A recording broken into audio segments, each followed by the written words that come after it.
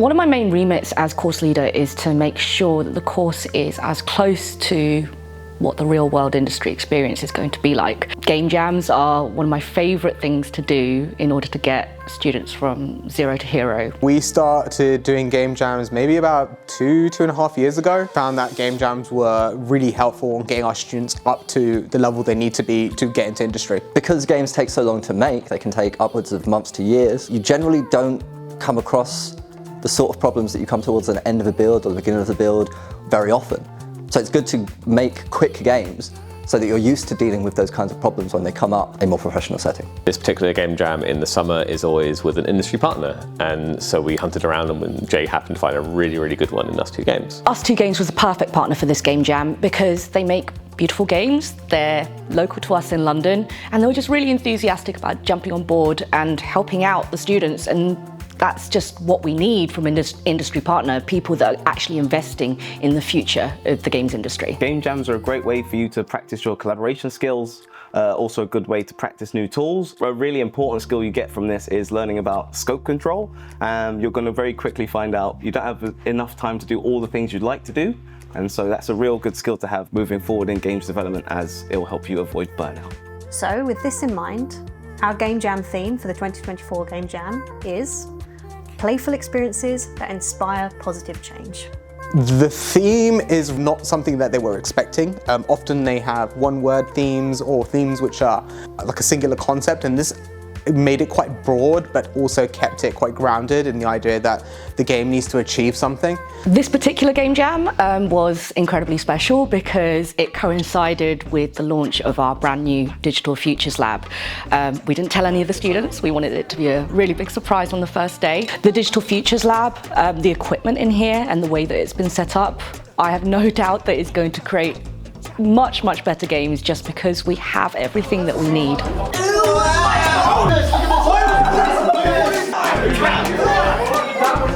Beforehand, my lecturer told me that all the computers were going to be worse, but little did I know he was actually lying to me. I think this thing is insane. I've never seen so much money in one place. It's probably going to be much better for the learning environment itself and how effective it is at keeping people engaged. Everyone's just loved it. We've got laptops with basically graphics tablets, and everyone's got dual screens. Everyone's been so happy. Thank you so much to ustwo Games for partnering with us on this game jam. It's been an incredible experience already, and I can't wait to see what you make of the games.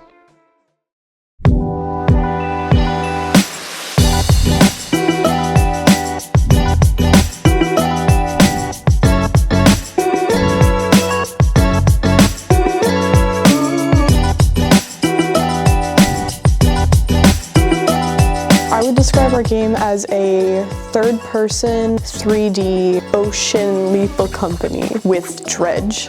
Essentially, we combine the aspects of collecting scrap and the ocean, and the main purpose of the game is to go out on your boats, collect scraps, upgrade your boats, collect more scraps, and see who can collect the most amount of trash and clean up the most.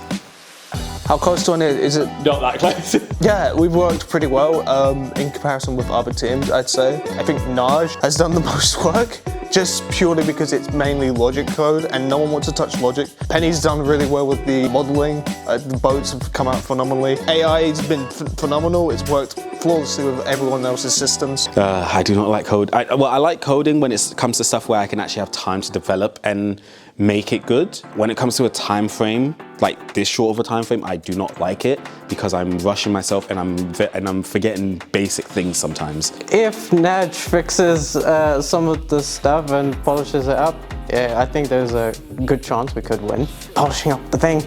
Polish up the thing. I'm optimistic that we'll finish. I'm not sure if we're going to get everything that we want, given the fact that our main coder isn't actually a coder. Very experimental, very learning along the process. I'd say we've got a good chance of winning. Whether we win or lose it, it doesn't matter. What matters is that we're just making games, we're having fun while we're doing it. This is a little bit of portfolio, but more experience, just learning.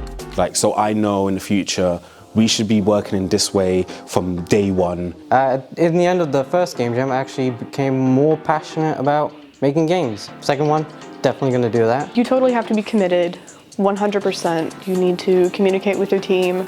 I think you really need to understand what you want to bring to the table rather than being flexible. I chose very strong people who know what they like to do and know what they're doing. There's no stress. There has been no stress. We've all individually been doing our own thing. We've been getting it done very quickly and we have no real problems.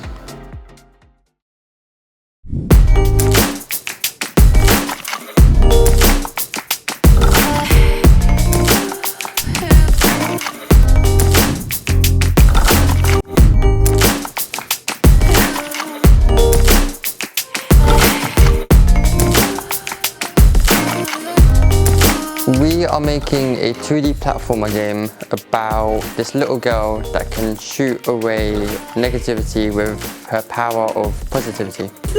This is the Game Jam. One of my favorite parts actually about the Game Jam is day one, getting to meet new people, forming your teams, coming up with ideas together, that whole brainstorming session. To me, that's really what this is all about. So we started out thinking about different things that we could affect on positively. There was ideas of a surf or skater game to begin with, to do with bringing communities together. But I think the idea that we settled on is quite good and should be an open message for all. My teammates have been wonderful. They communicate to each other really well. They're much more skilled than I am personally, but that still didn't stop them from encouraging me to do things that are out of my comfort zone. One of the things I really wanted to do was pixel art. By the time I'd done it at first, I was still learning how it worked. I find myself enjoying it a lot more than I did before because only I had the motivation to do it than I did back then. My biggest personal challenge was the animation. Since I'm an audio student, but you work on all aspects of the game, and animation, it just happened to be one of the things that I tried to take a swing at, and it's hard, but it's rewarding sometimes. I have not seen the other games, but I feel pretty confident about our team. I think we can really pull off the win here. See, it's tough between me and Penny's team because either of us could win the whole thing. Well, them being the only team working in Unreal and taking a 3D approach, that's where my money's being placed. Not on my own team, but that doesn't take anything away from the experience. I think everyone has done a really well done job. So I wish everyone the best when the judges come and check everyone else's games. Usually I'd be very on edge, but because we're at a good place and I'm confident we can get it done by the end of the day. It takes a while again to resharpen those skills, and our team has run into a lot of problems with GitHub, but I think I'm pretty happy with our final idea and product.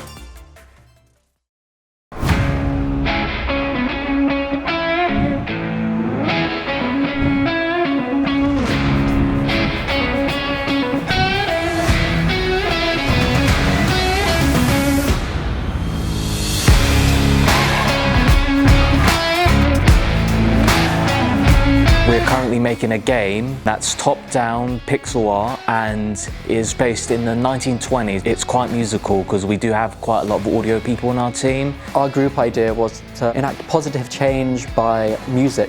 You're fighting depressed people and making them happy by beating them up. If that doesn't inspire positive change, I don't know what does. We had an idea to synchronize sound with movement, but as we went along, it's like, we don't really have the time to do all that. That was my thinking. Right now, it's in a different state than what we originally intended. It's not as great as I envisioned it, but it plays nice. The main challenges have been just trying to cramp it in within a matter of 5 days. It's an interesting skill because you learn to work not only to further develop yourself working under pressure, but you get to work with other people as well. I often ask the programmer what was her priority because we're going for like a 2D game, so of course I needed to make like all of the sprites and the animation cycles and the VFX as well and the UI. Seeing that my team is made entirely of first years and me being the only third year, it's kind of been hard to manage. Project management wise, I am not great. They're first years and honestly they don't know what they are doing. I mean, it works. If we suggest something to Angela, we got to make sure that she can handle it and take it on easily, and we also have to make sure that we provide some sort of relief. I'm feeling optimistic that we can get this done by Friday. It all comes down to this final couple hours, I feel like. We've got some aspects that other people don't have. The music capabilities of our game is going to be tough. But yeah, I would say everyone has a fair shot. Maybe best man or woman win. I would expect my game to run better Those guys, under pressure, they can work. It's a bit of a challenge. I'm not entirely sure who's going to win. I believe it's going to be very close. A pretty good chance of doing well, but I saw other games and they're really good as well. But I think we're up there, you know, so I think our game is good, is working. I'm not sure to say that like we're the best game, of course, but I think we have a shot at it, yes. It's really not the time.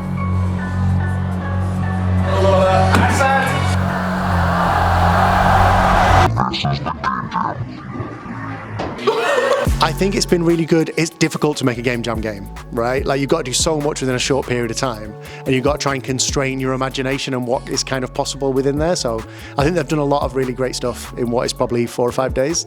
Some games itched more than others, but no, it's been great, and I just want to get back onto them and try and beat high scores and stuff. And I think what's really important about game jams is just really exploring the different ways that you can use a brief to kind of guide like your creative flow with the game jam games that you make. There are some that have been maybe more close to what like traditionally you would expect from that kind of brief. And I think what's been also lovely is seeing how other people have interpreted it in much more abstract ways. And that's what's so exciting about these types of events. In a very selfish way, it reminds us why we do what we do. So it helps us connect with the reason why we make games, helps us step aside for a minute of the business of like, ooh, milestone, ooh, money, ooh, sales. And it's like reconnecting with the love and the passion that we have for making games and seeing that in people who are starting their careers. Can we do a little shout out to the prizes? Shall we bring those in first?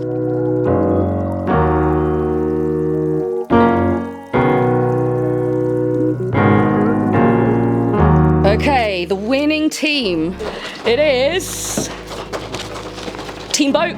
Yeah. There we go.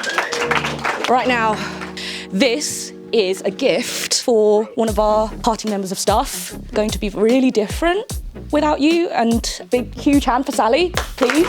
All of you are going to be absolute superstars because you're already doing all the work and you're so ready. Wherever I go, you can still contact me. It's such a good place to be, and you get to work with some of the best people, and that's it. Okay. And I'm going to steal her back, okay? I'm having her right back here. Thank you. Hub, should we do that? Yeah.